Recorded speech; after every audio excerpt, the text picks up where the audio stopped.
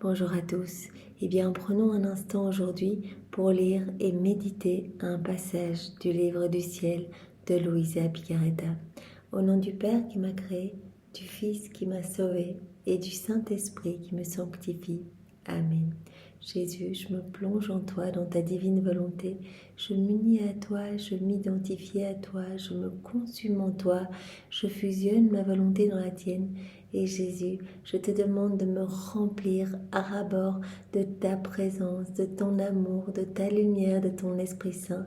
Viens me marquer du sceau de ton divin fiat et investis chacune de mes actions, chacun de mes pas, chacun de mes regards, toutes mes paroles, mes respirations, mon souffle, mes pensées. Que tout, absolument tout, soit fait pour toi, pour ta gloire, celle de ton Père, celle de l'Esprit Saint. Que tout soit fait par toi, en moi, en chacun de nous, et que tout soit fait totalement immergé en toi, dans ta divine volonté. Merci Seigneur, que chacun de nos battements de cœur puisse être une déclaration d'amour pour toi, puisse être un milliard de je t'aime, je t'adore, je te loue, je te bénis, je te remercie, offert au nom de tous, au pied de la Trinité maintenant. Merci Seigneur pour tout ce que tu fais pour chacun de nous. Merci pour ton amour infini. Merci pour tes grâces, pour tes bénédictions, pour ta miséricorde sans borne. Merci Seigneur de nous aimer tellement. Merci pour toutes tes souffrances.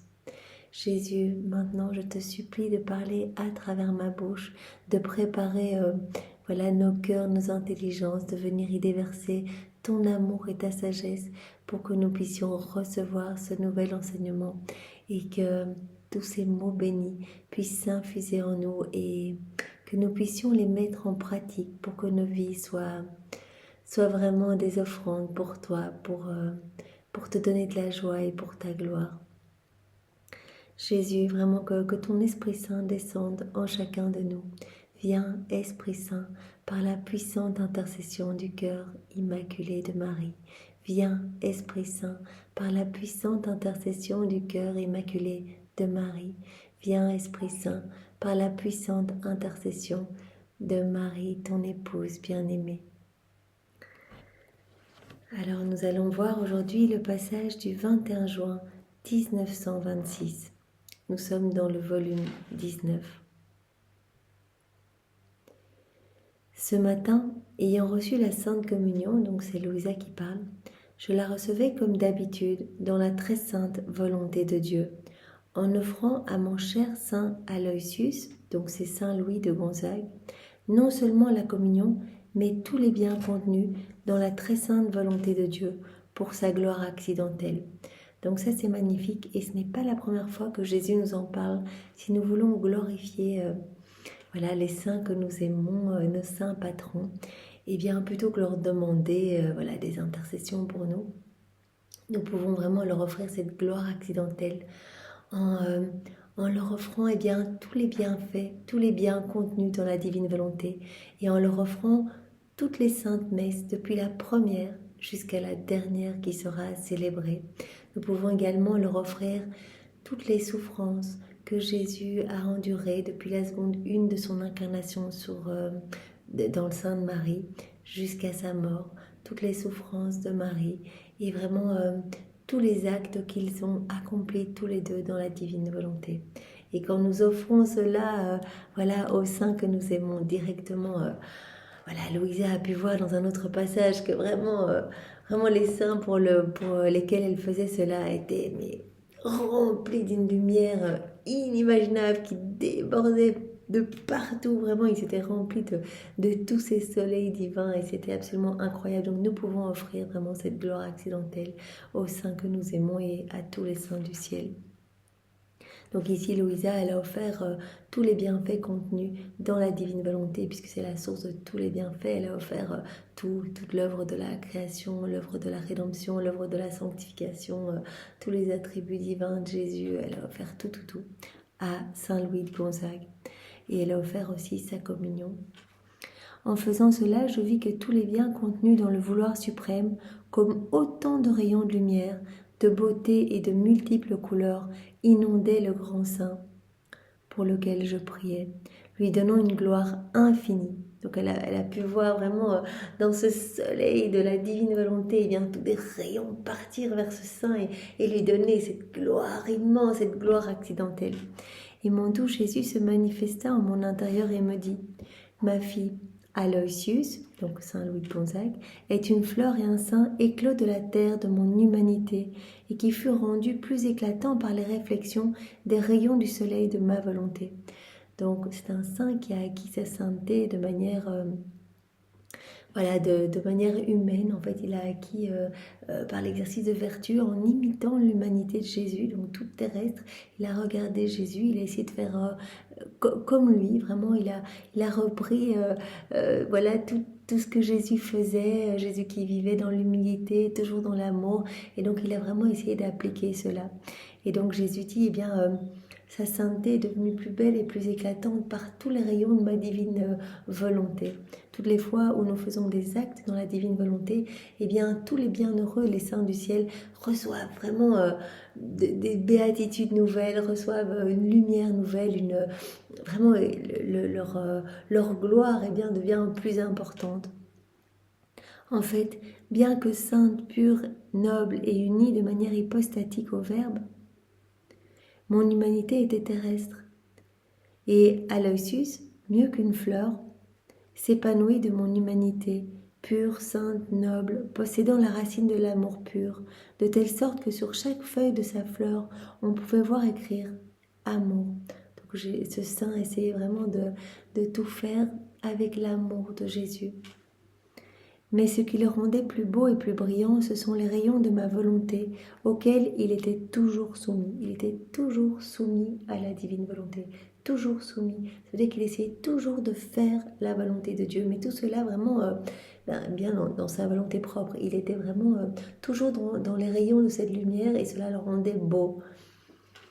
Mais il ne vivait pas dans la divine volonté. Il était toujours soumis et des rayons qui donnaient à cette fleur un développement propre à la rendre unique sur la terre et dans les cieux.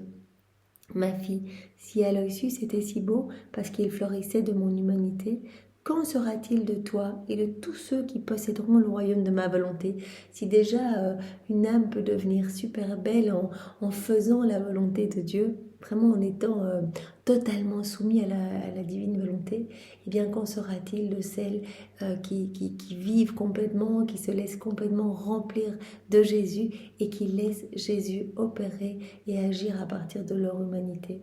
Donc il y a toujours cette différence entre faire la volonté de Dieu, vraiment essayer de faire plaisir à Jésus en l'imitant, en imitant son humanité, en l'observant et en essayant vraiment de répondre à sa volonté, à ce qu'il attend. Et vivre dans la divine volonté, c'est-à-dire on ne fait rien nous-mêmes, on laisse Jésus agir en nous. Et donc chaque acte est soleil en fait, on s'unit à cette source de lumière et donc les rayons irradient de notre propre personne. Ce n'est pas les rayons de lumière qui viennent embellir l'âme, c'est vraiment les rayons qui sont dans notre âme en fait. C'est vraiment le soleil qui est uni à nous en fait. Notre volonté est unie au soleil de la divine volonté et donc de notre cœur sortent tous ces rayons vraiment irradiants de l'amour et de la lumière même de Dieu. Donc qu'en sera-t-il de toi et de tous ceux qui posséderont le royaume de ma volonté? Ces fleurs ne fleuriront pas de mon humanité, mais auront leurs racines dans le soleil de ma volonté. C'est en elles qu'est formée la fleur de leur vie. Elles grandissent et fleurissent dans le soleil même de mon vouloir, qui, jaloux de ces fleurs, les conservera éclipsées dans sa propre lumière.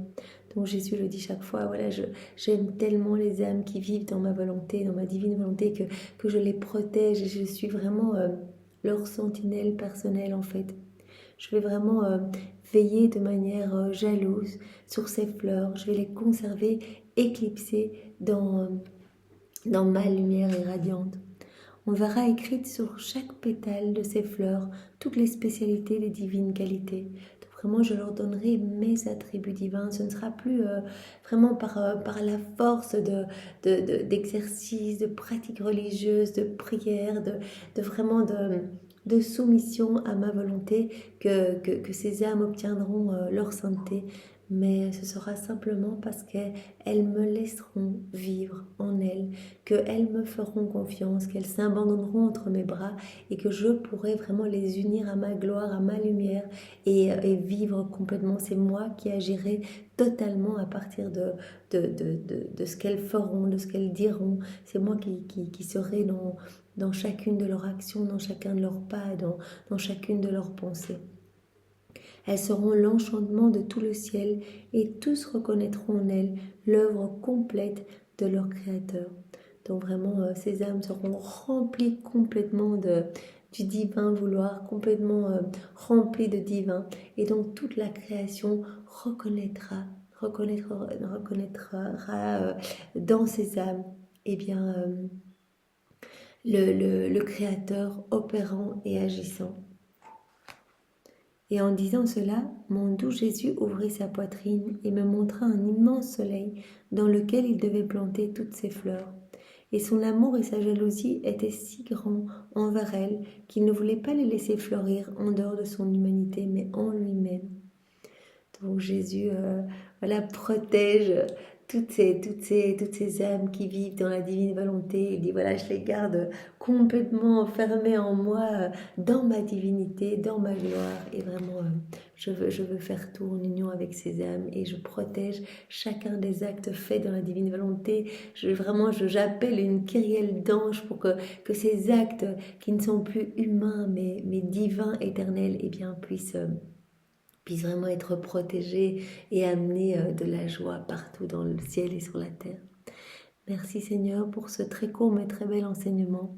Vraiment donne-nous cette grâce de pouvoir faire partie de ces âmes qui t'amènent tellement de bonheur et que tu protèges avec cette jalousie toute amoureuse. Eh bien vraiment donne-nous cette grâce de la vie dans la divine volonté. Merci Seigneur avec tes propres remerciements. Au nom du Père et du Fils et du Saint-Esprit. Amen. Soyez tous bénis, passez une belle journée.